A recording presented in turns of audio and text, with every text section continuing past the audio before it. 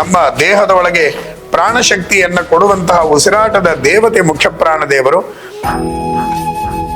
ಇನ್ನೆಲ್ಲೂ ನೋಡ್ಲಿಕ್ಕೆ ಸಾಧ್ಯವಿಲ್ಲದ ಒಂದು ಅಪರೂಪದ ಒಂದು ಸೇವೆ ಇದೆ. ವೈದ್ಯ ಲೋಕದಲ್ಲಿ ಆಶ್ಚರ್ಯ. ಎಷ್ಟೋ ಸಂದರ್ಭದಲ್ಲಿ ಡಾಕ್ಟರ್ ಕೈ ಬಿಟ್ಟಂತಹ ಕೇಸುಗಳು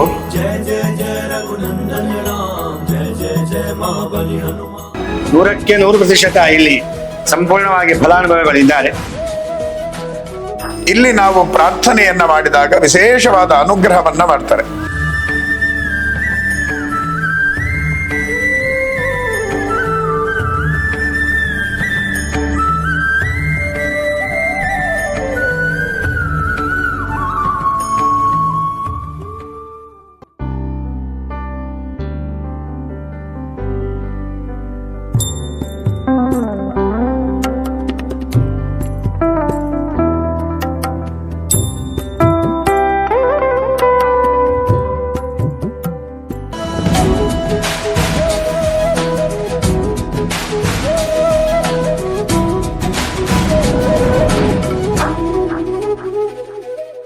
ಶ್ರೀಕೃಷ್ಣ ಮಠದಲ್ಲಿ ಒಂದು ಅತ್ಯಂತ ಅಪೂರ್ವವಾದಂತಹ ಭಕ್ತರನ್ನ ಆಕರ್ಷಣೆ ಮಾಡುವ ಒಂದು ಪ್ರದೇಶವಿದೆ.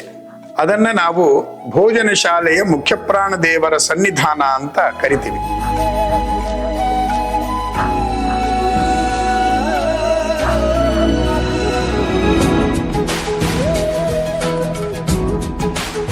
ಎಷ್ಟೋ ಅದ್ಭುತ ಅಂದ್ರೆ, ಕೃಷ್ಣನ ದರ್ಶನವನ್ನ ಮಾಡಿ ಬಂದಂಥವರು ಒಳಗಡೆಗೆ ವಾದಿರಾಜ ಶ್ರೀಪಾದಂಗಳವರು ಅಯೋಧ್ಯೆಯಿಂದ ತಂದು ಪ್ರತಿಷ್ಠಾಪನೆ ಮಾಡಿದ ಮುಖ್ಯ ಪ್ರಾಣದೇವರ ದರ್ಶನವನ್ನ ಮಾಡಿ ಹೊರಗಡೆಗೆ ಬಂದಾಗ ಭೋಜನ ಶಾಲೆಯ ಮುಖ್ಯ ಪ್ರಾಣದೇವರ ಗುಡಿಗೆ ಹೋಗ್ತಾರೆ. ಇದು ಕಡ್ಡಾಯವಾಗಿ ಎಲ್ಲರೂ ಹೋಗ್ತಾರೆ. ಕಾರಣ ಏನು ಅಂತ ಹೇಳಿದ್ರೆ, ಇಲ್ಲಿಯ ಒಂದು ವಿಶಿಷ್ಟ ಸನ್ನಿಧಾನ. ಸುಮಾರು ಒಂದು 300 ವರ್ಷಗಳ ಹಿಂದೆ ಲಕ್ಷ್ಮೀ ಸಮುದ್ರ ತೀರ್ಥ ಶ್ರೀರೂಢ ಮಠದ ಮಠಾಧೀಶರಿಗೆ ಒಲಿದು ಬಂದಂತಹ ಆಂಜನೇಯ, ಅದು ಕಂಬದಲ್ಲಿರುವಂತಹ ಆಂಜನೇಯ. ಶಿಲ್ಪಿ ಗೆದ್ದಿದ್ದಾನೆ, ಆದರೆ ಅದರಲ್ಲಿ ಆಂಜನೇಯನ ಸನ್ನಿಧಾನ ಒಡಮೂಡಿ ಬಂದದ್ದು. ಯಾರು ಆ ಅವಧಿ ಕಾಣಿಸಿಕೊಂಡದ್ದು ಅವರು ಪ್ರತಿಷ್ಠೆ ಮಾಡಿ ಅದರ ಮುಖೇನ ಭೋಜನ ಶಾಲೆಯಲ್ಲಿ ನೆಲದಲ್ಲಿ ಊಟ ಮಾಡುವುದು ಸಿದ್ಧಿಯಾಗಿದೆ. ಅದನ್ನು ನಡೀತಾ ಬರ್ತಾ ಉಂಟು. ಭಕ್ತಾದಿಗಳು ಅದರ ಅನುಭವವನ್ನು ತುಂಬ ಪಡೆದಿದ್ದಾರೆ. ಸುಮಾರು 100% ಇಲ್ಲಿ ಸಂಪೂರ್ಣವಾಗಿ ಫಲಾನುಭವಿಗಳಿದ್ದಾರೆ. ಅದರಿಂದ ನಿತ್ಯ ನಿರಂತರ ಇಲ್ಲಿ ಸೇವೆಗಳು ನಡೀತಾ ಇರ್ತದೆ. ಶನಿವಾರ ಅಂತೂ ವಿಶೇಷವಾಗಿ ಸುಮಾರು 200ರಿಂದ 500-700 ರಂಗಪೂಜೆ ನಡೀತಾ ಇರ್ತದೆ. ಭಕ್ತಾದಿಗಳ ಮಹಾಪೂರ ಬರ್ತದೆ. ಯಾಕೆಂದ್ರೆ ಅಷ್ಟು ಫಲಾನುಭವಿಗಳಿದ್ದಾರೆ ಅಂತ ಅರ್ಥ.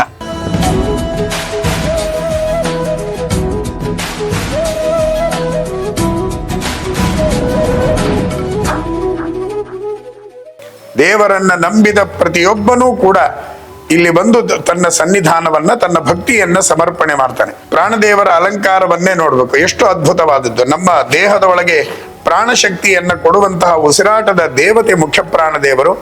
ಇಲ್ಲಿ ನಾವು ಪ್ರಾರ್ಥನೆಯನ್ನ ಮಾಡಿದಾಗ ವಿಶೇಷವಾದ ಅನುಗ್ರಹವನ್ನ ಮಾಡ್ತಾರೆ.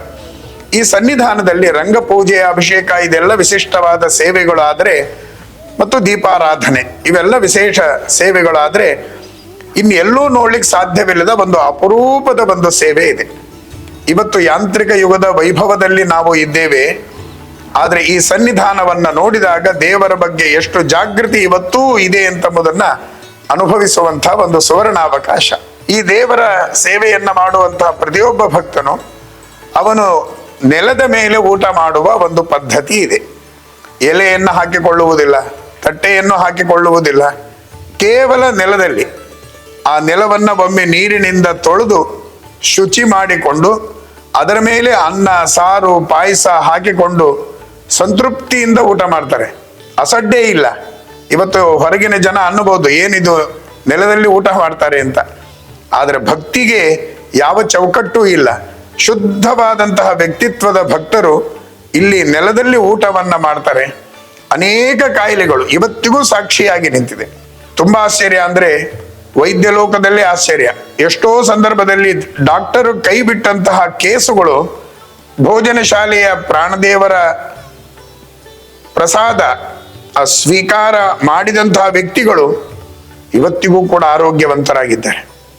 ಇದು ಈ ಸನ್ನಿಧಾನದ ವಿಶೇಷವಾದಂತಹದ್ದು. ಅಂತಹ ಉಡುಪಿಯ ಭೋಜನ ಶಾಲೆಯ ಮುಖ್ಯ ಪ್ರಾಣದೇವರ ಸನ್ನಿಧಾನದಲ್ಲಿ ನಾವು ನಮ್ಮ ಸೇವೆಯನ್ನ ಸಲ್ಲಿಸೋಣ. ಪ್ರಾಣದೇವರ ಹೃದಯದ ಒಳಗಿರುವ ಆ ಕೃಷ್ಣನ ಅನುಗ್ರಹವನ್ನ ಪಡೆದುಕೊಳ್ಳೋಣ.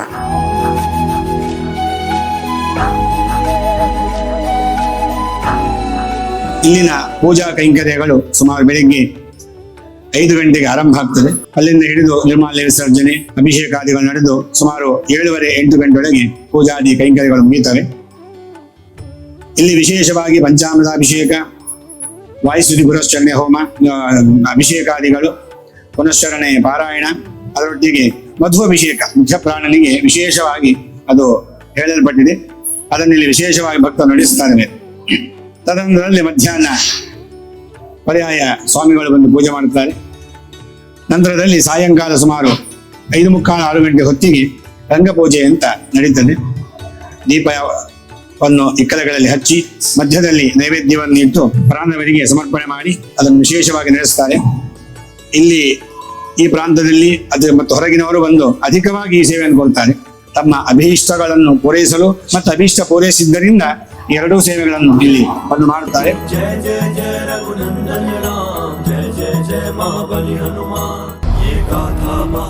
ಇಲ್ಲಿ ವಿಶೇಷ ಏನಂದ್ರೆ ಮುಖ್ಯ ಪ್ರಾಣನ ಆಂಜನೇಯ ರೂಪ ಪೂಜೆಗೊಳ್ತಾ ಉಂಟು. ಅದರೊಟ್ಟಿಗೆ ಅವನ 2ನೇ ಅವತಾರ ಆಗಿರತಕ್ಕಂತಹ ಭೀಮನ ಪೂಜೆಗಳು ನಡೀತಾ ಉಂಟು.